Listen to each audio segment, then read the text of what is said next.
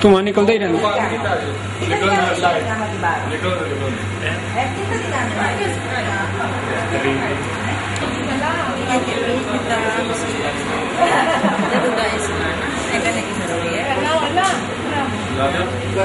देख रहे हैं कि थीवा जो एथेंस का नवाही शहर है और यहाँ पर पाकिस्तान कम्युनिटी की बड़ी तादाद मुकीम है।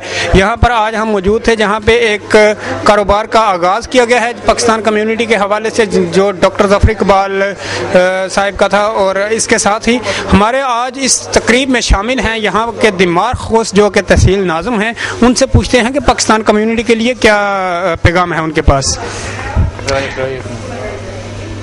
Καλησπέρα σας. Πώς πάτε?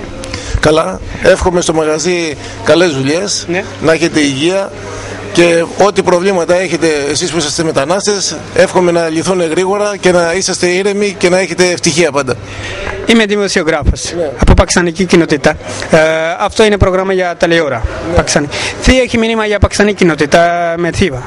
Έχω να πω ότι πρέπει να μάθουμε να ζούμε όλοι μαζί με αγάπη, να κοιτάξουμε να ζήσετε εσείς ειρηνικά και να κοιτάξουμε να είμαστε όλοι νόμιμοι και να μπορούμε όλοι μαζί να βοηθήσουμε την κοινωνία να ανέβει. Να ζήσετε και εσείς τις οικογένειές σας και να ζήσουμε και εμείς ειρηνικά. Αυτό θέλω, να μην υπάρχουν προβλήματα. Έτσι. अखिस्तो अभी अपना बयान रिकॉर्ड करवा रहे थे यहाँ के जो तहसील नाज़िम हैं दिमाग खोस, वो हमें बता रहे थे कि हमें यहाँ पर प्रदेश में कैसे इकट्ठे मिलजुल कर रहना चाहिए और हमें इकट्ठे रहकर एक फैमिली की तरह रहकर अपना किरदार अदा करना चाहिए। यह है पैगाम यहाँ के थीवा के जो दिमाग खोस हैं तहसील नाज़िम, उनका पैगाम था।